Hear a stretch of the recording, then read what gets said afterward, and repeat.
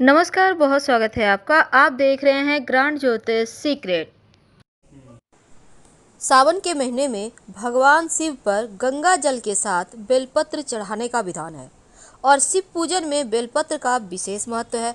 जब भी भगवान शिव की आप पूजा अर्चना करते हैं तो शिवलिंग पर बेलपत्र जरूर अर्पित करें, क्योंकि माना जाता है भगवान शिव को प्रसन्न करने के लिए बेलपत्र सबसे उत्तम चीज़ है या वस्तु है, क्योंकि बेलपत्र शिव जी की नाराजगी को भी दूर कर देता है। शिव पुराण के अनुसार कुछ तिथियां ऐसी होती है जिन तिथियों में बेलपत्र को नहीं तोड़ना चाहिए।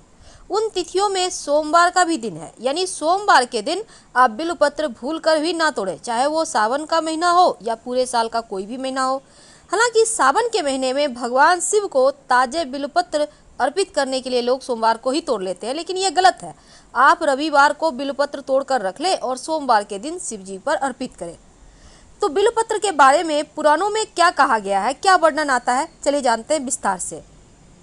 स्कंद पुराण के अनुसार रविवार द्वादशी के दिन बेलपत्र का पेड़ का अगर पूजा करें तो इससे ब्रह्म हत्या जैसा महापाप भी नष्ट हो जाता है और बेलपत्र का पेड़ लगाने से घर की दरिद्रता दूर होती है और निरंतर लक्ष्मी वर्षा होती रहती है। पुराण कहता है कि जिस स्थान पर बहुत सारे बेलपत्र के पेड़ होते हैं, जैसे घना वन, वह स्थान काशी के समान पवित्र माना जाता है। वहाँ पर हर रोज शिवलिंग की पूजा करें तो स्वर्ग की प्राप्ति होती है, सभी परेशानियों का अंत होता है।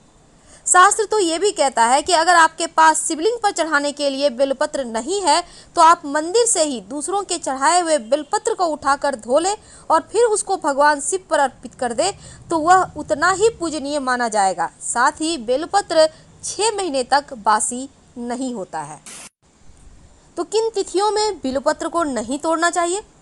कभी भी किसी भी महीने की, चाहे वो शुक्ल पक्ष हो या कृष्ण पक्ष हो, चतुर्थी तिथि, अष्टमी तिथि, नौमी तिथि, द्वादशी तिथि, चतुर्दशी तिथि, अमावस्या, पूर्णिमा, संक्रांति और सोमवार के दिन बेलपत्र भूलकर भी ना तोड़े। एक बार फिर से सुन लें। चतुर्थी, अष्टमी, नौमी, द्वादशी, चतुर्दशी, अमावस्या, पूर्णिमा, संक्रांति और सोमवार। इसके साथ ही दोपहर के बाद बेलपत्र तोड़ने की मनाही है। आपको तोड़ना है तो दोपहर के पहले तोड़ लें। इन तिथियों को बेलपत्र तोड़ने से भगवान शिव नाराज हो जाते हैं, तो आप इस बात का ध्यान रखिएगा। लेकिन अगर आप बेलपत्र का पेड़ लगाते हैं तो पाप का नाश होता है, आप यशस्वी होते हैं। घर के उत्तर पश्चिम में अगर बेलपत्र लगा हो तो यश बढ़ता है। उत्तर दक्षिण में बेलपत्र का पेड़ हो तो सुख शांति बढ़ती है और घर के बीच में हो तो मधुर जीवन होता है। तो बेलपत्र के पेड़ की जितनी महिमा है उतनी ही महिमा बेलपत्र का भी है।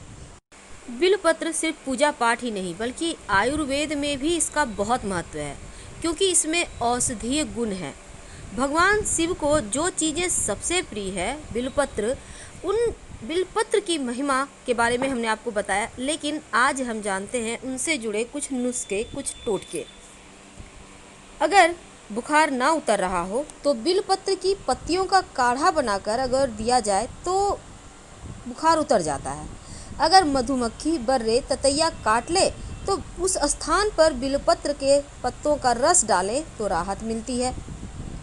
दिल के मरीजों को बेलपत्र का काढ़ा बनाकर जरूर पीना चाहिए। उनका रक्त संचार दुरुस्त होता है। रक्त संचार अच्छा होने से हृदय मजबूत होता है, हार्ट अटैक का खतरा कम हो जाता है और इनकी पत्तियों का रस पीने से स्वास्थ्य संबंधी बीमारियों में भी आराम मिलता है। तो आयुर्वेदिक तो है ही, लेकिन अगर हम टोटके की बात करें तो देखिए, श्रावण माह में किसी भी दिन जब आप शिव जी की पूजा के लिए मंदिर जाएं तो बेलपत्र पर शाम के समय चंदन से ओम लिखें तीनों पत्ते पर, और ऐसा कम से कम 3 बेलपत्र लेकर आप लिखें और फिर ले जाकर शिव जी को अर्पित कर दें और उन्हीं 3 बेलपत्र को उठाकर लाकर धन स्थान पर रखें। धन की मुश्किलें दूर होती है, रुका हुआ फंसा हुआ धन भी आने लगता है और बेलपत्र के पेड़ की पूजा करने से लक्ष्मी स्थिर रहती है। अगर कोर्ट कचहरी के मामलों में आप फंस चुके हैं, बेवजह के मुकदमेबाजी में फंसे हैं, तब आप बेलपत्र रामचरितमानस के उत्तर कांड में लिखित श्री राम स्तुति का पाठ करें और बेलपत्र रख लें। जब आप पाठ कर लें तो बहते हुए जल में बेलपत्र को बहा दें माना जाता है कि ऐसा करने से मुकदमों में विजयश्री की प्राप्ति होती है। अगर संतान सुख की चाहत है तो आप अपनी उम्र के बराबर बिलपत्र ले आए, कच्चे दूध से भरे बर्तन में डुबोकर शिवलिंग पर चढ़ाएं। संतान प्राप्ति के योग बनते हैं। और अगर आप श्रावण के महीने में बिलपत्र का वृक्ष अपने हाथों से लगाएं तो वंश वृद्धि होने का वरदान मिलता है। भगवान शिव को जब आप पति पत्नी दोनों मिलकर पूजा करते हैं और बिलपत्र एक साथ अर्पित करते हैं तो वैवाहिक जीवन सुखी रहता है, संतान प्राप्ति का योग बनता है। माना जाता है बिलपत्र के पेड़ का दर्शन करने से दुखों का, पापों का नाश होता है, पितृ प्रसन्न होते हैं। और अगर बिलपत्र का वृक्ष और सफ़ेद आग को जोड़े में लगाएं तो अटूट लक्ष्मी की प्राप्ति होती है। अगर हम स्कंद पुराण की माने तो एक बार माँ पार्वती के पसीने की बूंद मंत्राचल पर्वत पर गिर गई और उससे बेल का वृक्ष निकल आया।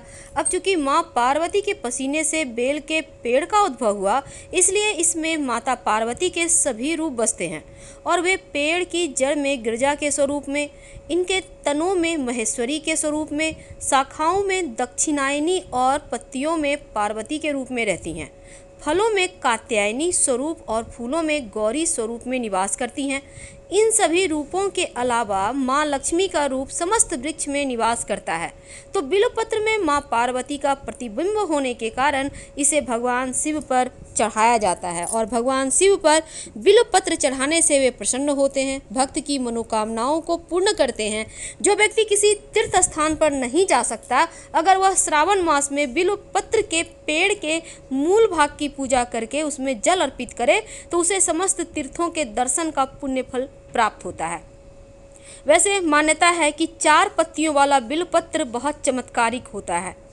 वैसे तो ज़्यादातर 3 पत्तियों वाला होता है और 9 पत्ते तक, वैसे तो 13 पत्ते तक भी बिल्वपत्र पाया जाता है, लेकिन जो 4 पत्तियों वाला बिल्वपत्र है बहुत ज़्यादा अद्भुत और चमत्कारिक होता है। अगर हम ज्योतिष की माने तो ये दुर्लभ है। अगर आप इस तरह के बिल्वपत्र पर राम लिखकर उसे शिव जी को अर्पित कर दें और फिर उसको आप उठाकर संभाल कर रख लें तो अनंत फल की प्राप्ति होती है। सावन का महीना आते ही महादेव शंकर शिव शंभु को प्रसन्न करने के लिए भक्तजन कोशिश में जुट जाते हैं और शिवलिंग पर गंगा जल के साथ साथ बेलपत्र भी अर्पित करने का विधान है। तो बेलपत्र तोड़ने के, चढ़ाने के कुछ खास नियम हैं, तो चलिए जानते हैं। देखिए, सावन के महीना में जो भगवान शिव है ना, उनको प्रसन्न करने के लिए बेलपत्र जरूर अर्पित करना चाहिए। अगर आपके पास सुविधा नहीं है तो आप चांदी का बेलपत्र छोटे छोटे भी मिलते हैं, आपको 50-100 रुपये में मिल जाएगा, एक लेकर चले आइए और वो तो आपको पूरा आजीवन चलेगा, तो उसी को व्यवहार करें। देखिए, बेलपत्र को संस्कृत में बिल्वपत्र कहते हैं और भगवान शिव को ये बहुत प्रिय है। मान्यता है कि बेलपत्र और जल से भगवान शंकर का मस्तिष्क शीतल रहता है और पूजा में इसका प्रयोग करने से वो जल्दी प्रसन्न होते हैं। हमारे धर्म शास्त्रों में कुछ नियम हैं बेलपत्र तोड़ने के भी और अर्पित करने के भी। तो बेलपत्र तोड़ना है, तोड़ने के नियम है। देखिए, जैसे कि चतुर्थी तिथि यानी हर महीने का चौथा दिन, अष्टमी तिथि, नवमी तिथि, चतुर्दशी तिथि और अमावस्या तिथि को संक्रांति के समय सोमवार के दिन बेलपत्र भूलकर भी मत तोड़िए, वरना शिव भी नाराज होंगे और वो बेलपत्र आपको पुण्य फल भी नहीं देगा। क्योंकि बेलपत्र भगवान शिव को सबसे प्रिय है, इसीलिए इन तिथियों को ना तोड़कर पहले से तोड़कर रख लें। शास्त्र तो ये भी कहता है कि अगर नया बेलपत्र ना मिले तो किसी दूसरे का चढ़ाया हुआ बेलपत्र उठाकर धोकर आप इस्तेमाल कर लें तो उतना ही आपको फल मिलता है। अब जो बेलपत्र हैं, टहनी से चुन चुन कर सिर्फ बेलपत्र ही तोड़िएगा, कभी भी पूरी टहनी मत तोड़िएगा। यानी कि आपने देखा होगा टहनी में थोड़ा सा मूठ होता है, गांठ टाइप का मोटा सा, उसको हटा देना है आपको तोड़कर बहुत सावधानी से। और बेलपत्र तोड़ने से पहले और बाद में वृक्ष को प्रणाम जरूर करें, क्योंकि महादेव यानी शिव जी को जो बेलपत्र है वो हमेशा उल्टा ही अर्पित किए जाते हैं, यानी जो पत्ता है उसका चिकना भाग शिवलिंग के ऊपर रहेगा। और एक बात हमेशा याद रखिए कि बेलपत्र में चक्र और वज्र नहीं होना चाहिए और बेलपत्र में कम से कम 3 पत्ते जरूर हों। 3 से लेकर 11 पत्ते तक होते हैं। जितने ज़्यादा पत्ते होंगे उतना ही अच्छा है। अगर आपको ज़्यादा पत्ते मिल जाते हैं तो शिव जी को अर्पित करने के बाद उठाकर उसको सुखाकर संभाल कर रख लें। ये जीवन में खुशियाँ बढ़ाता है। और अगर बेलपत्र ना हो तो बेल के वृक्ष का दर्शन ही कर लें, उससे भी पाप नष्ट हो जाते हैं। दूसरे का चढ़ाया हुआ बेलपत्र का कभी अनादर ना करें। चलिए आप जानते हैं कि बेलपत्र में क्या लिखें और कैसे लिखें। देखिए, सबसे पहली बात, जब आप शिव जी को अर्पित करने के लिए बेलपत्र लेकर आएंगे तो उसको आप फ्रेश कर लें। आपके पास जितना भी बेलपत्र है, 5, 11, 21, 108, एक भी है तो भी चलेगा। अब इस पर चंदन घिस लें, सफ़ेद चंदन, लाल वाला नहीं। इससे आप डंठल, बेलपत्र के डंठल के सहारे ही राम लिख सकते हैं। राम इसलिए क्योंकि राम जी को, वो उनके आराध्य हैं, शिव जी के। भगवान श्री हरि शिव जी को भजते हैं और शिव जी श्री हरि को, तो राम शब्द वो हमेशा ही जपते हैं। तो राम लिखिए, या फिर आप तीनों पत्ते पर जैसे ओम नमः शिवाय है वो लिख दीजिए। इससे भी आपके जीवन की परेशानियां समाप्त होती है और आप विधि पूर्वक उन्हें अर्पित करें। हम आपसे विदा लेंगे। हर हर महादेव। धन्यवाद।